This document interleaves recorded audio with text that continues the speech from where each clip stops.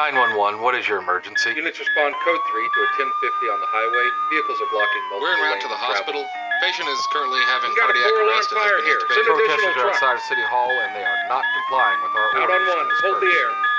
In a rapidly changing world for first responders where it seems that every day the rules and norms are changing, there is one voice you can count on to give you the latest in emergency news. That is Lifeline.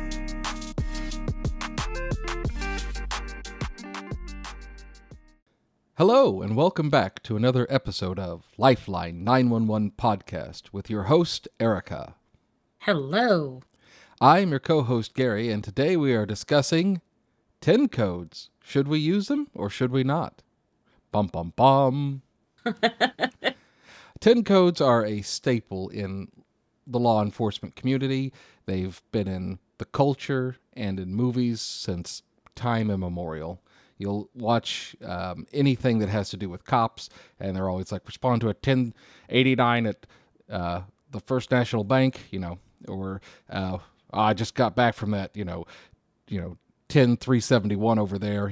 Anytime you hear police jargon, police talking, they're always using 10 codes in the movies, and to a very great extent, that's also paralleled in real life, or at least has been until lately.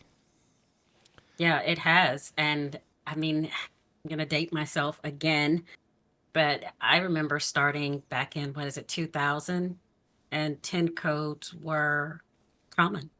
Yeah.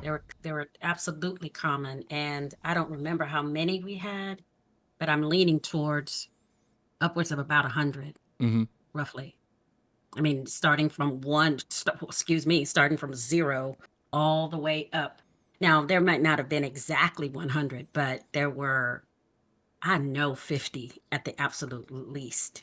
Yeah, and I mean, that's like 50 that you use every day, It's not... Yes, never mind the ones that are just kind of every now and then, blue moon. Yeah, like, I think for our department, gosh, I don't want to get this wrong, but I think it's like 1078 is like pickup paycheck or something like that.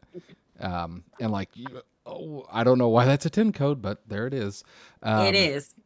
And there was a mail one too. I don't remember now what it is. I probably could get my hands on it pretty quick, but I mean, there were so many that were just obscure. You're like, what in the world? Yes. Pick up the paycheck. Okay. And 10 codes sort of originated as a way to expedite communications on the radio, because you don't want your radio channel to be cluttered with needless jargon. So saying, 1050 instead of I'm out on a collision is a little bit faster. Yep. Additionally, it kind of had the benefit of semi-encrypting the lingo, because back in the day, it was much easier to access the police scanners. So you'd have people that were waiting around and hearing like, oh, they're out on a homicide. I know what that 10 code is. Nowadays, most agencies they operate on a really encrypted networks that citizens can't really access in terms of the megahertz and the frequency and the doodabs and the whatnots. And the whatnots and the doohickeys and the whatchamacallits and all the things. But that's true. I remember growing up, truckers also were notorious for them. And there's still some, I think, that will never go away. And 10-4 being one of them. Yeah. And 10-20. Mm-hmm. Yeah. And it doesn't matter where you go, who you talk to, or what age. If everybody knows what 10-4 means, or at least it's supposed to mean, and everybody knows what's your 20, they know exactly what that is. And I was so fascinated as a kid. I think as most people are, the police language, the culture, and that was part of it. So I don't know about you, but when we started leaning towards or moving towards plain language, I felt a way. Yeah. I mean, absolutely. There's definitely some resistance, just because it's like, that's it's like almost it's like it's part of my culture, and you're wanting to Yes. get rid of that. Mm-hmm. It's a really critical piece of like what I do is speak in 10 codes. It Yeah. defines me as a police dispatcher that Absolutely. I use 10 codes, and Yeah. now you want us to just not use them. It's I don't know. It things change, things evolve, but deep down in my heart, like I'm like, I want to keep those 10 codes. They're really important to me. You're right. It was the culture. And some things are just that, and it's okay that that's how you feel about it. I mean, I will be the first to admit I was not happy about the idea of it. And it wasn't, I don't know what, well, you know what? Fine. I'm just going to say it. I just felt like that was our private language, and that's what it felt like to me. Now, the whole, being, having it be a way to expedite radio transmissions, I could give a flying flip about that. It felt like it was just a language that we knew and we understood, and was a way for us to talk to each other. Mm-hmm. And that's just the way it felt. No, yeah, But absolutely. I do get it. I understand why we had to change, kind of. Mhm. But it was like a secret knock to a clubhouse, a handshake to Yes. get into the Illuminati, or what have you. It signified like if you heard somebody say like a 10 code, you're like, oh, I know what they do for a living. Yes. And Yes. it built a sense of like community. I don't Yeah. I almost want to Hmm. say kinda. Yeah. Yeah. So to I know where or at least maybe not where, but I can kind of think back to any one event or two that might have facilitated that. Is there one that sticks out in your mind that might that might make you think, well, okay, I get why they have encouraged us to not use it? Because I don't think it's like a mandate, is it? I think it's just highly encouraged. I wish I had, I guess, researched that a little bit more, but my understanding is basically after 9/11, that's kind of when the process to phase out 10 codes began, because you had. So, one thing to know about 10 codes, it's your own private language, but it's also not universal. So, Yeah. in Austin, a 1013 means what? Wait, Pop what? quiz. So what's a 1013? Oh God, isn't that too much traffic? No, that's a weather report. That's the So weather. That's so right. That's right. you That's know right. So like which one was shut up, you're talking too much? you know 10:30? well 10:03 would be shut up. 10:30 is unnecessary use of radio. That's the same thing. Shut it. But so like 1013 in Austin is the weather. So we're expecting thunderstorms later this evening. In New York City, 1013 is officer down. You're going to have a much different Oh, response to that. So they're not universal concepts. So when you have a bunch of agencies that are working together, which as sort of radio technology gets better, is a more possible thing to happen, because yeah. it used to be like, if you're in New York City or Los Angeles or, Beaumont County, wherever, Hmm. you and your team that work in that department are on that same channel. You can't go anywhere else, and nobody else can come see you. Yeah. But nowadays, it's becoming much easier for people to move over to other channels and talk to each other. So, not having a standardized 10 code can really mess with things. Because if you're like, hey, there's been a 1050, I need a 1051 and a 1052. Here that means there's a crash. I need a wrecker and an ambulance. Yes. Whereas in Portland or something, it might mean Who knows? yeah, it could be anything. A tree fell It over. could be, exactly, or it There's could a be something as minor as there's a cat stuck in a tree, to like you suggested before. I mean, it could be the unthinkable. a responder down, Yeah. regardless, or shots fired, even, it could be anything, Hmm. and it just lends to chaos. Yeah.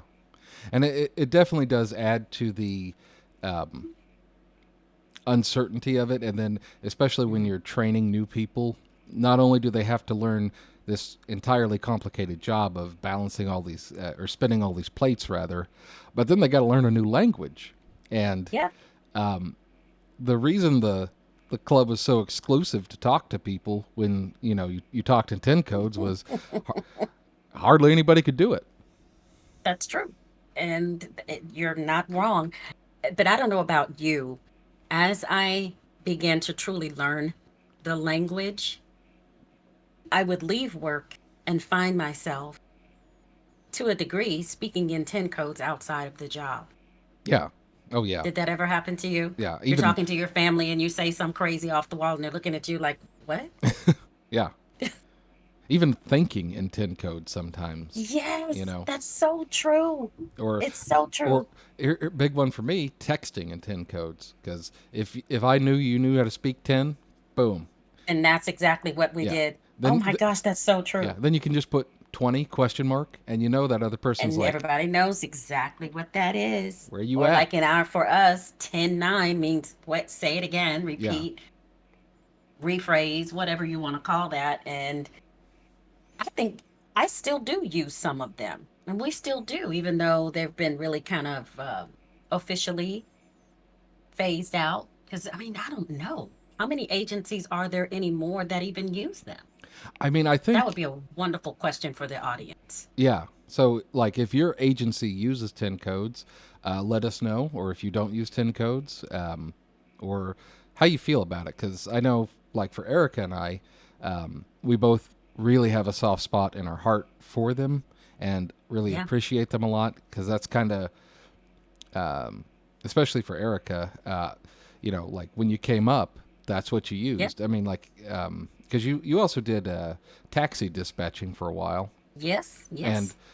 yeah, you had It your own was language we there, have didn't you? we actually absolutely did have some 10 codes. I mean, not nearly as extensive a list as PD, but we had our own version of it. Mm-hmm. And I think, like was said earlier, with the truckers, they have their own set of them. And you're right, I it's a soft spot. It's nostalgia. It's days gone by. Yeah. I just those were the days. Mm-hmm. But it would be interesting, and I guess I didn't even think about it when you mentioned this. It would have been interesting to see how some of our younger colleagues feel about it because they are coming up like within the last, I don't know, maybe 10 years or so. We don't, they don't use them. Not like that. Yeah. Yeah, that's true. There's a precious handful that they use, and that's all they know. But if you or I came up with this list, first of all, their eyes would get the size of saucers trying to figure out what in the world. Yeah. And I remember a couple of years ago, I was notifying our watch commander of a call that was happening, and so I just sent him like a message. I was like, "Watch commander, see this call, 10300," and Mm-hmm. I didn't even think about it. But like a minute later, I got a message back. I was like, "What's a 10300?" I was like, "Oh, that's a barricaded subject hostage Yeah. situation." Yeah. Yeah. And Oh, again, kind of going back to that, the use of them versus plain language, it's a lot faster to write 10300 than it is barricaded subject hostage situation. Though, yeah. it, the the value of that time saving, like if you're writing it down, probably much faster to use a 10 code. Sure. Whereas if you're typing it, is it really going to make that much of a difference? Because I don't know. I mean, like even on our commands on our computer, they're infused with 10 codes. When a They unit are. goes on scene, you put that into the computer by typing 23, which is 1023, meaning Yeah. unit on scene. On scene. Yeah. And there are, well, to run a license plate, Yep. 28, which is 1028. Yep. uh, driver's license, 27, Mm-hmm. 1027. And now units will key up now and they just go 2729. They don't even say, can you run a license plate? Can you run a drive? They don't do that Yeah. because, first of all, I'm not sure how I would respond. I'd be like, why are you saying all of those words? When Are you not part of the club? Do you need to like leave? how did you get in here? Yeah, exactly. That would be, how did you get in here? We Yeah. have an imposter among us. Get out. Yeah. And as you said, I think that the most like the aspect of it being faster or more secure is not really a good argument to keep them because the transmissions are now more secure because they're encrypted and faster. Yeah, it may help, it may not, but really, like for me at least, it's that sense of I know you're on the team. I know you're on the down low Yeah. if you know the 10 code, or low down, whichever one it is. I forget. The low down, the down low. So many things Yeah. I could do with that. So many things. But I'm not going to go there. Okay. I'm going to leave it alone. I appreciate that. Well, I don't, golly, I really, so now you have me interested. When I go back to work tomorrow, I think I'm going to do a poll. Yeah. I think I might just throw a poll out there and be like, hey, who remembers when 10 codes were common? You A know common what? thing. We could even throw that up on our Facebook group. Yes. Yes. I would love to know who remembers. And if you feel the same way we do, just kind of, don't get me wrong. I feel like I need to clean it up a little bit. I have no problem with plain language because it is a benefit. I get it. I get why we had to move away from them. But I would truly be interested to know how people feel about it, especially the longer you've been in the business. Yeah, because people, at least in our agency, we started really kind of transitioning away from the 10 codes maybe 10 years ago. I mean, Mm-hmm. so most of our dispatchers, most of our personnel, the vast majority have been hired, in that last 10 years. So Yeah. how do they perceive it? Do they even like care? Or is it a big deal to them? Do they like, are they like, oh, that's just something they do in Hollywood, they'll say, Yes. so like, Yeah. what is their thought on that? And that's a very interesting question to ask. And I just thought about it. I was just thinking, I remember at one point feeling as if 10 codes or the lack of them made us sound less professional. Yeah. Yeah. Because it really, it's like, oh, I don't want to say just like anybody could do this, but like you could be a hobo off the street just talking on the radio. Like if you're not using 10 If you're codes. going to, yes, because it caused you to speak the same as everyone around you. Mm-hmm. There was, for the same level, because I think I was looking just before we came on, I just kind of Googled really quick, why did 10 codes go away? And one of the main reasons was the lack of uniformity. But you could flip the coin and say the same thing because 10 codes brought a level of uniformity to our speech, at least within the same agency. Yeah. And I mean, I would say most agencies, like if you Google, give me a list of 10 codes, most agencies are going to have 75% of that list the same, Yeah. It's just going to be some minor changes, but those minor changes Minor can changes be really can big. make all the difference. Yeah. They can make all the difference in the world as to, just, and maybe not utter chaos, but confusion. Because the beautiful thing, and people who are listening, the vast majority of people who are listening to this right now will know what we mean when we say, especially seasoned veteran dispatchers, if I'm working a multi-agency thing and I have an officer key up that is not within my agency and say to me a 10 code that I don't recognize, the seasoning in me will key up right away and say, I don't understand what that is. What is that? Hmm. Rather than allow the chaos to spread. Does that Right. make sense? Yeah. You have to contain it and, you know, figure out what's happening. Because ultimately, well, not this isn't a radio. But like the radios at work that the police officers and dispatchers use, all they are is a tool for communication. And like you and I have kind of talked about it before, where it's like, why do people tremble when they use a radio, when they hit that button Yeah. to transmit? But all it is just a way to communicate. It's no different than sending a message over the computer system or a text message. The whole point of it is to transmit information from the sender to the receiver and make sure it was correctly understood. Yeah. So, And uh, that was the same with the 10 codes, whether, good, bad, or indifferent. And that was the goal with them. Just the human element attaches sentiment, I yeah. think.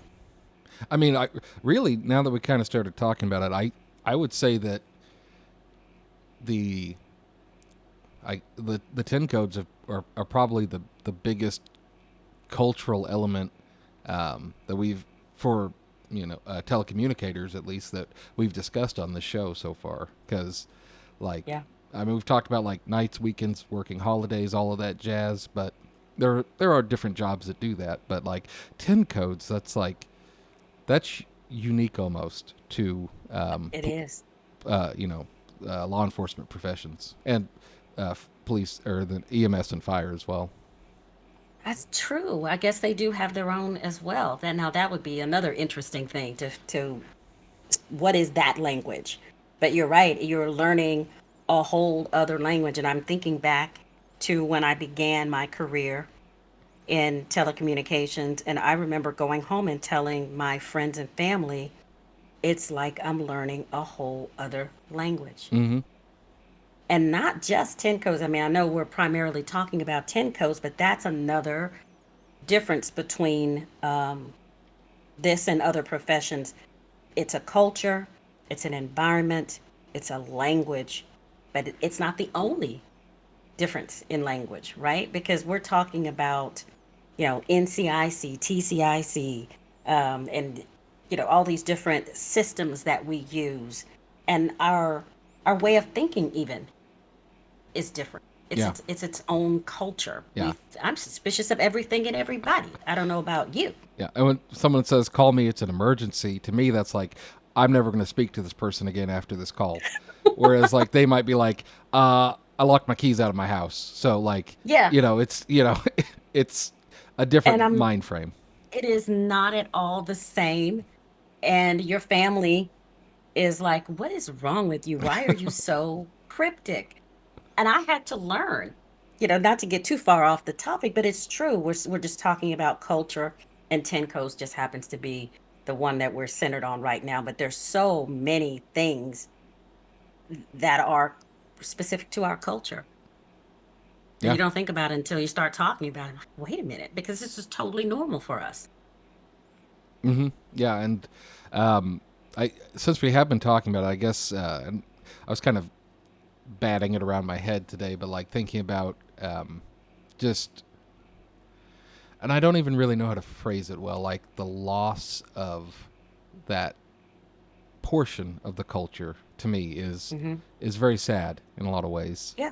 Yeah. Um, it may be better, it may be just as efficient, it may make it easier for people to be trained, but like, I don't know, like, damn it, that was my culture. Exactly. It reminds me, I almost think about how, how like each generation thought that the generation that came after it was those blasted kids, or they, back in my day, this is what we did, and it was normal, and it was the way it was. Matter of fact, wasn't, not only was it normal, it was right. That's how you felt about it. Yeah, And then with every time there is a shift, there is a change, because what are you, 16? Is this year 16 for you? it is. So roughly year 20. Yikes. I just thought about that. It will be soon year 25. Oh my God, I'm so old. That just means you're closer to retirement. Yeah, that's a whole other conversation because I left and came back. So that's a whole other thing, but that's Hmm. okay. That's okay. See, Dr. Gary, I forgot what I was saying. What was I saying? The culture changes over generations. Oh, yeah, we've seen so many changes. Like for me, maps. I miss a good old fashioned map. Yep. Don't you miss a good old fashioned map? Yep. A book of like a Mapsco book will never freeze up or lock you out. You know, Yes. it'll Yes. it'll always And be there. You can open it up. if you need the block range on something, you flip through, you find the street, bam, all your block ranges are right there. Mm-hmm. 10 codes, no confusion, no couch talk. That's the other thing. Couch talk. That was one of the reasons that used to frustrate me so bad when we lost 10 codes or they started to fade out was you heard a lot of dispatchers creating their own plain speak. Oh yeah, which may not be so plain. Yeah, and it's yeah. And we used to call it couch talk. Like you, instead of listening to a professional telecommunicator, there are times when I feel like, even today, I feel like sometimes I'm listening to not a police officer and the dispatcher. I'm listening to two people who are supposed to be the police officer and the dispatcher, but they sound like they're sitting next to each other on the couch having a beer. Yeah, I mean, because it sounds much different when you hear like Adam 101 respond to a 1050 at 12500 Research Boulevard northbound, 1051's en route, as opposed to like, Yeah. you know, Adam 101 respond to a collision at the 12900 block of, uh, Burnett for a crash. Well, and so without the structure of the 10 codes, you have I that's why I say the human element stepped in and now it's Adam 101, there's a crash over here. Oh, don't That's even what get this me sounds started like to on me. that. Yeah. That's what it sounds like. And while that might not necessarily be true, but to my ears, because of where I came from and the way I view it and the way I hear it, it just sounds like it sounds so not as professional. And you don't have that's because to me the guardrails of the 10 codes and that structured language, it also, you know what it reminds me of? It reminds me of the verbal equivalent of what you always say about having a the way that you dress, Yeah. the way that you put on, and when you come to work, if you are dressed a certain way, it absolutely impacts the way that you conduct yourself. It impacts the way that you interact with people, and it has a impact on how you are perceived. And in our case, as the leadership on the floor, I feel like the same thing is true when it comes to the 10 codes. I feel like we lost a level of professionalism Hmm. when they went away Yeah. because they were the guardrails, they were the bumpers, whatever you want to call them. They were the thing that kept us from sounding like Joe Schmo on the street. Yeah.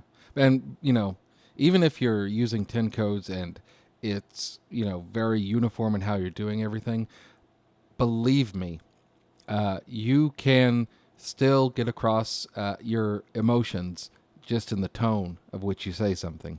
Tone is everything. Yeah. I say it all the time. Yeah. Tone is everything. So, like, you can still express yourself in how you say it. But yeah, I agree with you that like it's really important to have that really, I don't want to say rigid standardization, but you know what I will say like a rigid standardization of how you do Hmm. something, because if every time you're a dispatcher and that's how you're doing it, and then every time you're like a police officer on the street, that's how you do it, it's gonna be a lot easier. Because if somebody's like, if like a cop's out on the street and they're like, uh, we had a we had a police chief in Austin once upon a time when I first started working here, who was from a different state than Texas. And so one time he was out on patrol, and he said, "I got a roller," and nobody knew what the heck he was talking about. Because in wherever he was from, a roller is like, I've got a traffic stop that I'm doing. Here's the license plate. Get ready for all of this. Whereas, in Austin, Texas, it's like, call sign and then traffic stop. Then as a dispatcher, you're already like, I know exactly what order all of this stuff is going to be in, and makes it faster. It's that preparatory command is actually what it really is, because it's, you're saying to the dispatcher, I want this, which in turn tells me everything I need to know. I am prepped for I'm prepped for the beginning of this stop to it going completely off the rails, because I'm envisioning all of this based on the way that we say things. Yeah. And again, that first 30 seconds of any call is always going to be the hardest part, no matter what happens in that call. Agreed. So if you can get off on the right foot with that, you're going to have a much better day. Agreed. But absolutely, I don't know. Those are, I guess, my thoughts on 10 codes. I may be old and salty, but I miss them. I'm old and saltier, so there's that. I was going to take that hit for you, but okay. No, I'm cool. I'm good. I already told him 25 years, or almost 25 years, give or take the length of time it took me to relocate from one state to the other. Which is amazing, because I believe you just had your 35th birthday, recently. Yes, yesterday, as a matter of fact. Yeah. So when you think about that, and you do that math, that's impressive. Yeah, you started this career early, and I like that. When I was 10. Yeah. Roughly. To be able to say that. Yeah. Thanks, Gary. 35. Yeah. Yep, I'm sticking with that. I like it. And thank you all for sticking with us and listening to our conversation on 10 codes. How's that for a segue?